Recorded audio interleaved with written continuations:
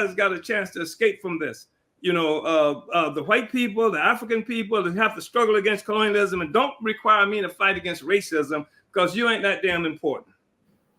And not to mention, when you talk about some type of repair, there still hasn't been reparations paid to descendants of slavery in this country. And so when I see people like Richie Torres and Noah Tishby, make this comparison. Richie Torres, again, is also, by the way, is not a descendant of slavery. Mm-hmm. But Richie Torres and Noah Tishby make this comparison that we have the same struggle. We went through the same. No, we don't.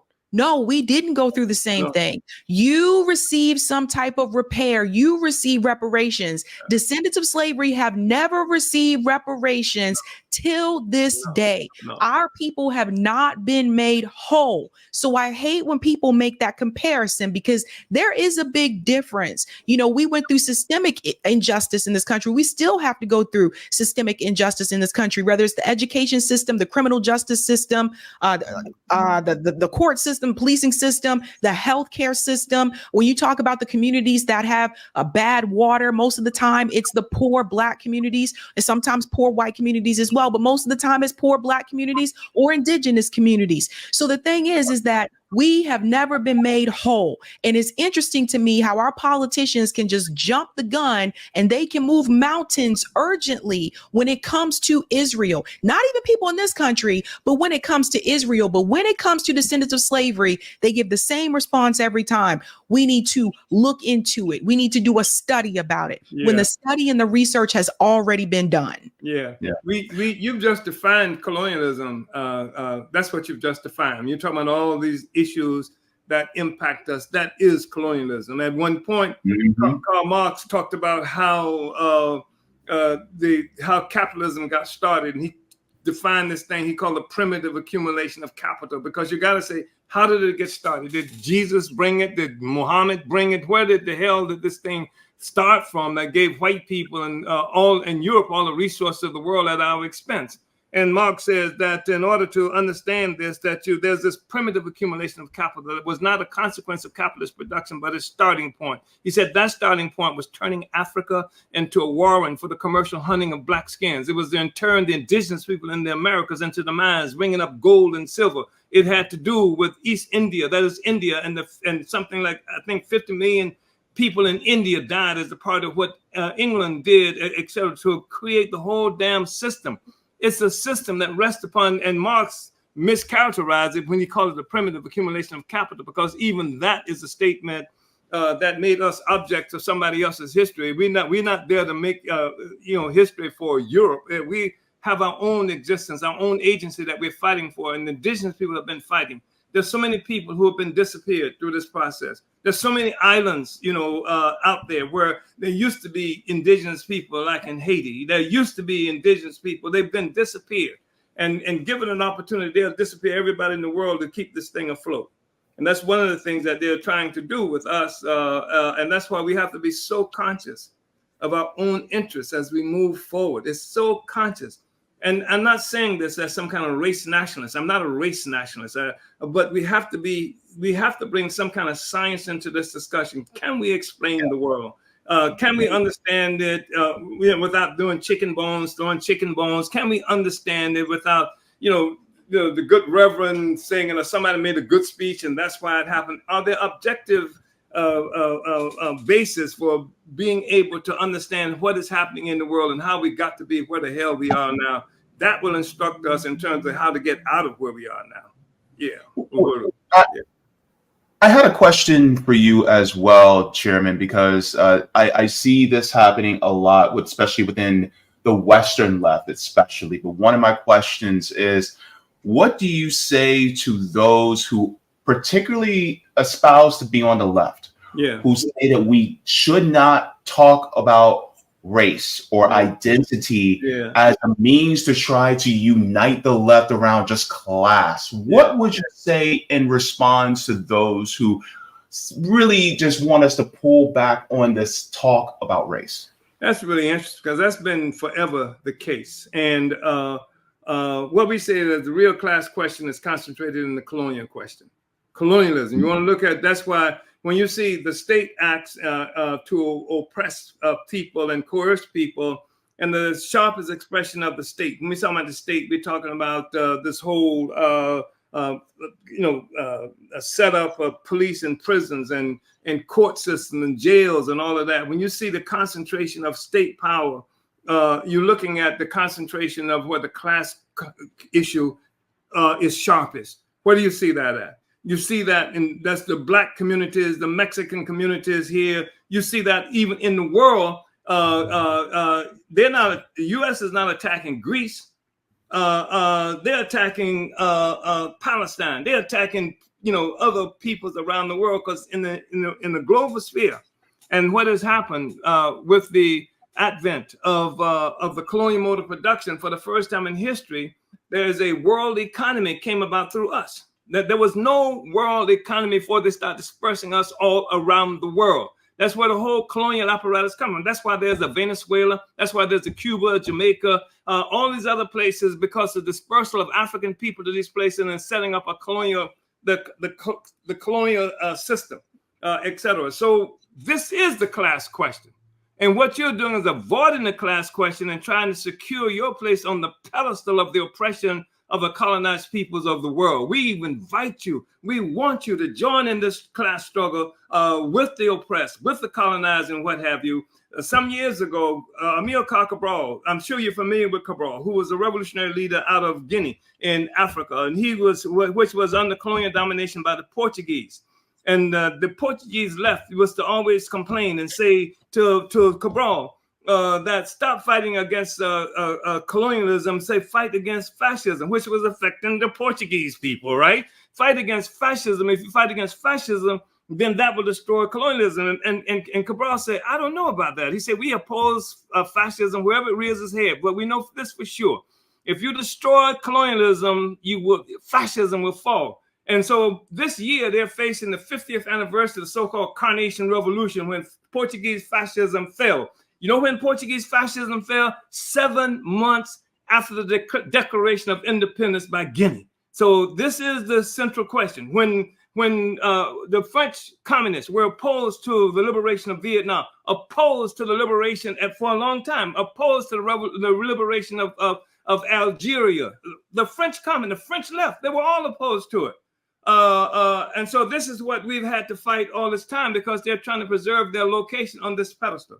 So the world is much bigger than they. And that's the thing that we want to educate you.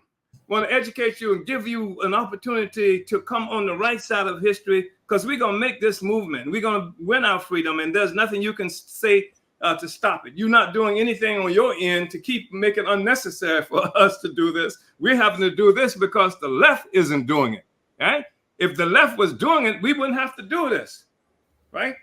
So, and the most severe oppression, exploitation of working people of the world are happening in the colonies. And it feeds the working people in France and in the United States and et cetera. So this is an arrangement that we need to change, because it's a form of payoff. It's a part of what some Marxists and communists have referred to as a labor aristocracy. We're giving you an opportunity to join with the rest of the world and destroy this system that opposes and oppresses and exploits us all. Yeah. I will say, and I'll leave on this note, but I will just say that you can look no further than I know the recent story about Dr. Raven Baxter. This is someone who is a molecular scientist, pretty well known in the Virginia Beach area. She's been on the news multiple times just for her work. Just recently was banned from buying a condo once the seller found out that the couple, her and her boyfriend who wanted to buy the condo, were Black. Yeah. Not because she didn't have the money, not because of her class. I mean, she's a doctor. She's well off than me and JB combined, but only because she was Black. Yeah. Yeah. That's the world we live in. So that the truth is that the white workers, generally speaking, are much better off in many instances, and sometimes even with high school education than college graduated Black people in this country. Got more money, got more wealth, etc. That's the reality we live with. Uhuru. That's right. Uhuru. Thank you so much, Chairman Omali. I have to head out, but maybe you'll still be here. Right on. All right, take care, Sabi. Uhuru. Forward to St. Petersburg. Let's be to Tampa, September 3rd. We're bringing everybody in the world to Tampa, Florida. Uhuru. Uhuru. Take care, Sabs. So, and thank you so much for that answer too, because a lot of what we see is, there is a scientific way of looking at it. Whereas, capitalism requires a certain type of hierarchy as far as who's socially acceptable. And, even though our ancestors were forced here, we're still always considered to be the least socially acceptable, no matter our status, really. And so I think this is one of the reasons why it is important, especially for the white left, to look at it as we have to look at it as also not just about class, but what does colonialism have to do with our oppression, and how they can have solidarity with us to get rid of colonialism? Because ultimately, what are we to do as far as, we're the minority, right? And so we also would need, it would behoove them to be able to assist us as well, so that they can also have liberation from this capitalist system too. Because ultimately, we're being taken for a ride in this country, but it's like they're being used to keep this system in place in that way. Well, they've been well fed to keep the system that way at the expense of colonized people. I mean, in St. Louis, there's this thing that's called the Del Mar Divide that separates North and South. There's a Del Mar Boulevard separates North and South St. Louis. And North and South St. Louis. And in North St. Louis, that's where most of the poverty is concentrated. That's where most of the African people are concentrated. And in South St. Louis, that's where most of the wealth and white people are concentrated. And you don't find, as soon as you cross the Del Mar Divide, that you're out of the African community. And people are poor here. And the thing is that we say, and I don't want to go into all of that, but it's a plan to poverty. That's the point that I'm making. I'm not just saying, like it's some kind of conspiracy thing, but the Rand Corporation actually developed a plan in 1972 that called Team 4 that was designed to impoverish the African community here. And so it did that. But the point that we make is that the milk that should be in the refrigerator for our children is in the refrigerator over in south of the Del Mar Divide. I mean, the reason that you can buy a mango in the wintertime in the United States is because they're expropriating these mangoes from India and all these other places around the world. They're taking where people are starving. You get better Chinese and Indian food, or certainly Indian food here in the United States than you can in India.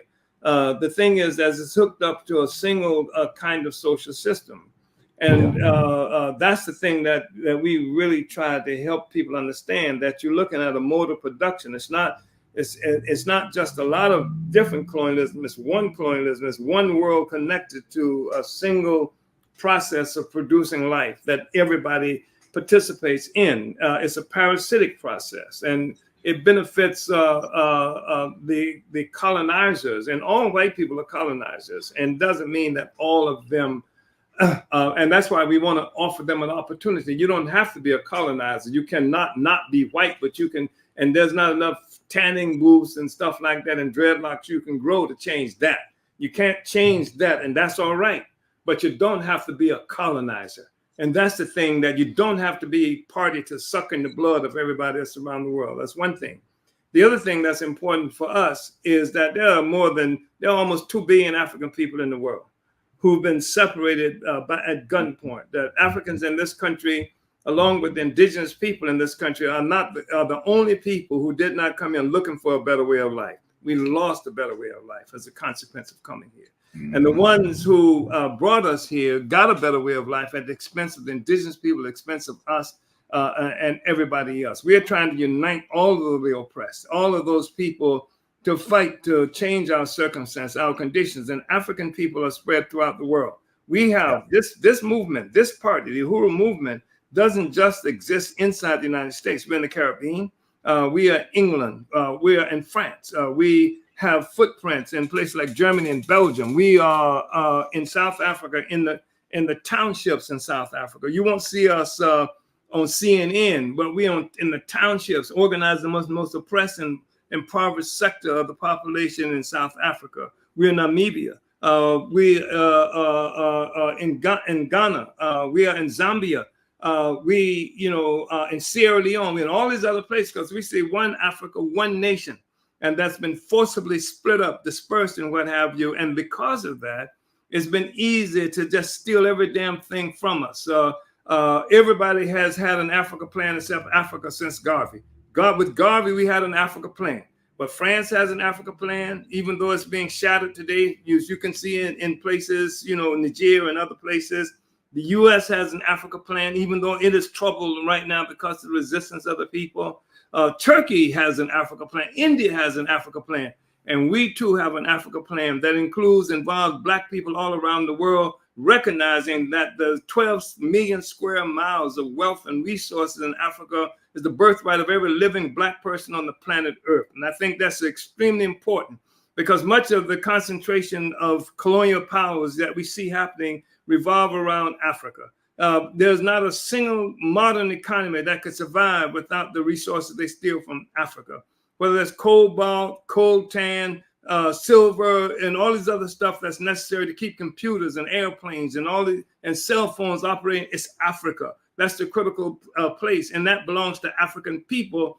And that's why it's really important for us to understand and have a single a movement, conscious of its interests, just as we did during the Garvey era. Nkrumah tried to make this happen. And that's the thing that we're rebuilding too. And that's one of the reasons that we're under attack, because we are in Africa, we are in the Caribbean, we are in England and in France, and have footprints, like I said, in Germany. We've been in Germany, in Belgium, in Sweden. We've been all these places, and there are forces who are followers of us, even if they're not part of our organization, in the places that I just mentioned. And the ideas that we are sharing right now are being shared in all these places. And I think it's really important for us to understand that just recently, a few days ago, Joe Biden had what he called a Kenya U.S. summit, where the president of Kenya, this guy Ruto, was brought, and they made a big fanfare of that.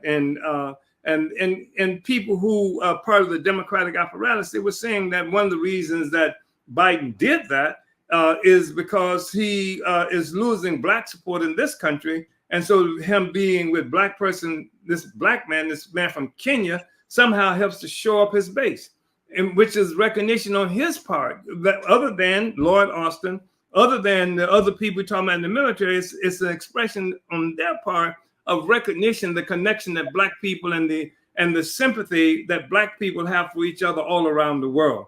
Of course, this same Kenya, they're using right now as a military force in Haiti, to control Haiti. They're sending a Black person, African, to Haiti to help reestablish the kind of control they want to have in Haiti.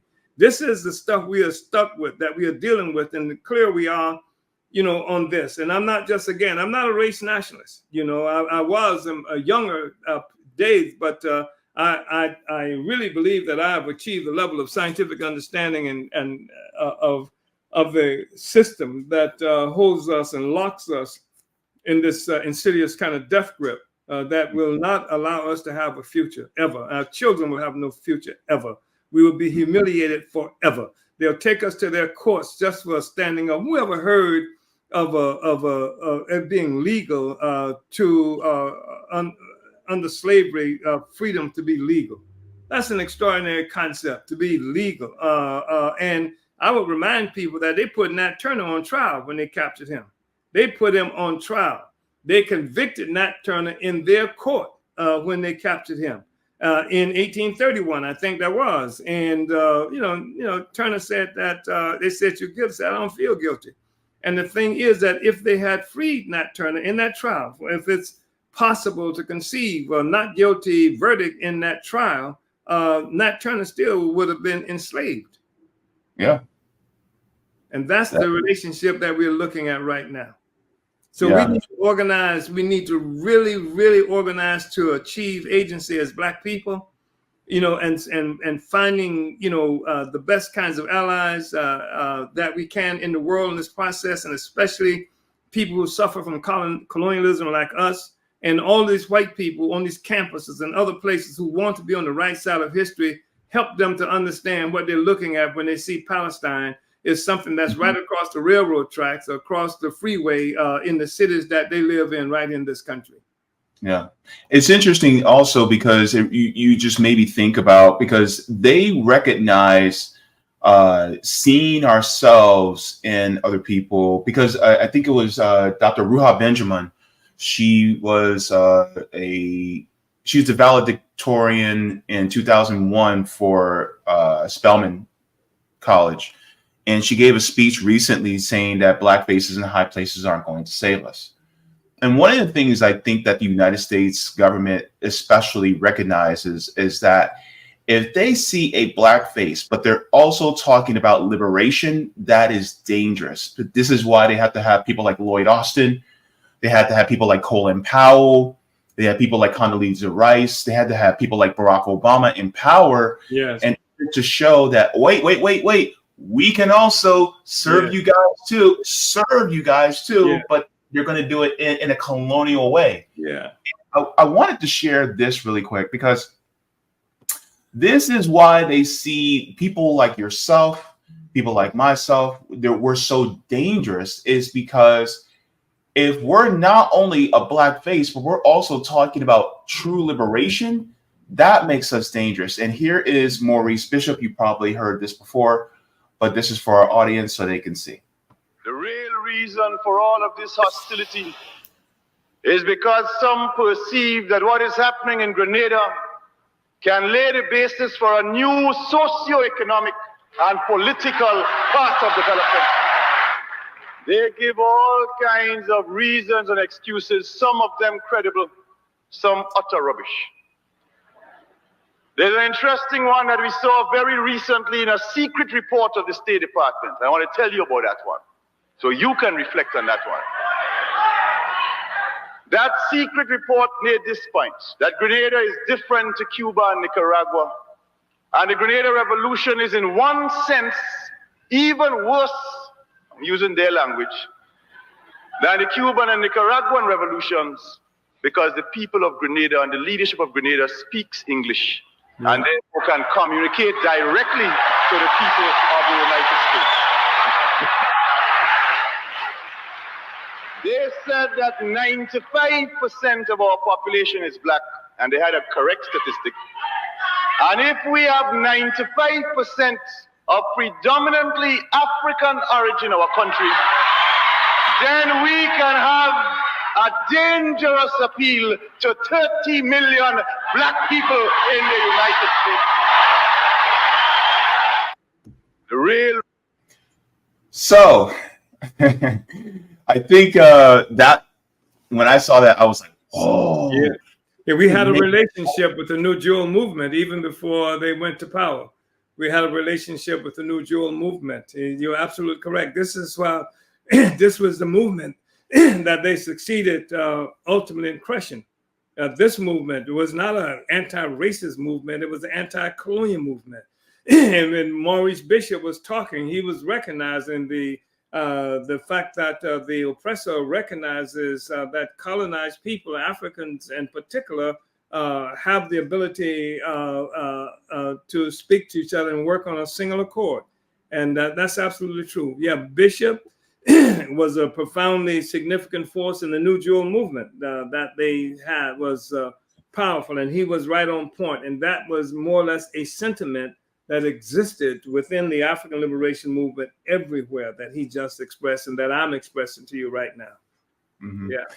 Yeah. And one of the things I'll let you go after this, but one of the things I wanted to add to your point is that if you notice in the Black community, especially in here in the United States, we have a lot of cultural pull. If you think about even just the onset of our, hip hop or, jazz or any type of influence that we have culturally, when we set a trend, it goes worldwide. So thinking about that, if we start to set a trend of decolonization, setting a trend of workers uniting, of our material needs actually being met in a system that is egalitarian and outside of capitalism, that is a trend that the Western powers and Western hegemony is so afraid of. This is why they assassinated Fred Hampton. This is why they assassinated Malcolm X. This is why they assassinated people like Martin Luther King Jr. Because they knew that we set the trend, then therefore the world will follow. Right because on. Am I overstepping? Right on. That's why, you may not be familiar with the Black Power Blueprint. I know you're in Orlando, but you need to come to St. Louis. You see what I'm talking about? Yeah.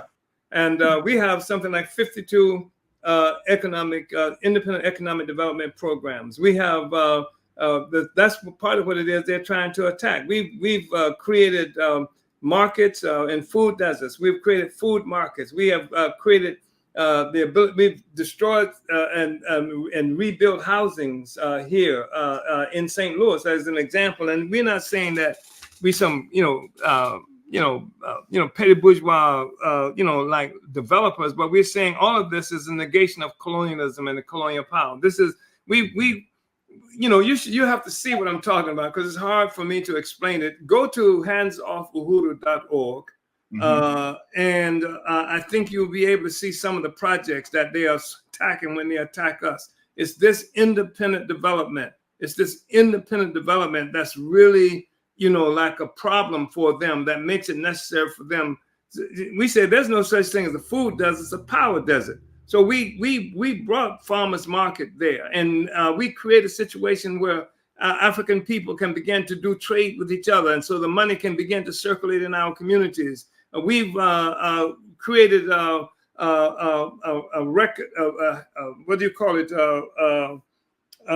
Bakery cafe. We've got a huge, massive place that we purchased for that. And then in the interim, we just got one that will be opening within the next several weeks right here in St. Louis. We refurbished it. We're doing all of this kind of stuff. And Africans, they recognize us for what we're doing in terms of economic development for our communities and what have you.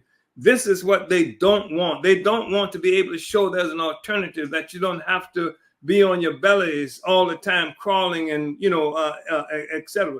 We put $150,000 basketball court right down the street from here because African children are playing in the streets, dodging cars, trying to play basketball using these makeshift hoops and stuff like that. We put a state-of-the-art $150,000 basketball court. Somebody say, well, why you put $150,000? Why do you spend $150,000 on a basketball court? Why don't you do something else? Be said, because our children need to be able to see the future. They need to be able to see beyond the limitation that's imposed on them. And so that's why we do it. They said you can't do it. If you put a basketball court up there, they're going to be shooting each other, et cetera, et cetera. This is what they're saying, because there are a lot of horizontal violence here in St. Louis. But what happened was that there's not been a single incident. The people keep it clean themselves. They just walk in, they play basketball. The community is being changed. Even people who were in these different sets, as so-called gangs and what have you, when they are now together when it comes to that basketball court. That's the kind of thing that we're doing. And that's the kind of thing we say we have to do. You can't speak of freedom, real freedom, if you don't have any economy. If you can't feed, clothe, and house yourself, you have nothing. You will be on your belly crawling forever. And that's the kind of thing that we're taking on. And one of the reasons, a major reason they're attacking us, and because we're saying this to everybody, we tell everybody, come to St. Louis, because you don't believe me and you can't understand what I'm saying unless you see it, unless you see the Uhuru House that I'm sitting in right now that we have been abandoned for years. So there was no floor. You could walk in, you see the basement, the back wall was gone and what have you. Coming at Deputy Chair Omali Yeshitela came in here and, and you should see how this place looks now as a consequence of that. And the other places, we built houses for an African independence workforce program where we're going to have Africans who come out of the prisons, men and women. They can be trained in culinary arts and things like that. They can have jobs when they get out. And we bought a fourplex for where they have some place to stay, top and bottom, with each of the with there being 4 apartments in each, and being able to hold 2 people each. One is named for Asada Shakur. One is named for Sundiata Akoli. One is named for political prisoners. All of that. That's right there in St. Louis. You can see it. It's concrete. This is not just some empty discussion that we're having. Somebody once said that philosophers have explained the world in different ways, but the point is to change it. And so that's exactly what we engage in doing. We say, it's not what we say, it's what we do. Yeah, and I remember on my channel, I had Akila Enai on, and she was talking. Yeah. Oh, man, she is amazing. And so she was talking about also, you guys have a doula program to help pregnant mothers give birth. So you guys are doing so much for the community, and really, you guys are really the blueprint for what we here at RBN are trying to do. Yeah. And so I just want to I believe in giving people their flowers now. One of the things I want to do is all of you at the Uhuru movement, at African People's Socialist Party, I want to thank you for being the shining example for us. Uhuru. It means so much to us. Well, that's the government that's trying to put this light out, so it won't. But what we say is that we're winning, and we say no compromise, no surrender, and we're going to court on the 3rd if they still are determined to put us on trial. We'll be there September 3rd. We're calling everybody to come September 3rd, calling everybody to go to handsoffUhuru, UHURU.org, so that you can find your place. It's going to be an extraordinary thing. And so from all of September, we're characterizing between now and September as the long, hot summer, because we're doing all kinds of work, all kinds of events will be happening, mobilizations, marches, demonstrations, conferences, etc., right there in the Tampa Bay area where this trial is going to be happening. I really hope to see you there, Brother James. And, it's close to you talking about looking at having to be in Tampa anyways. You might want to use this as an opportunity to scope it out.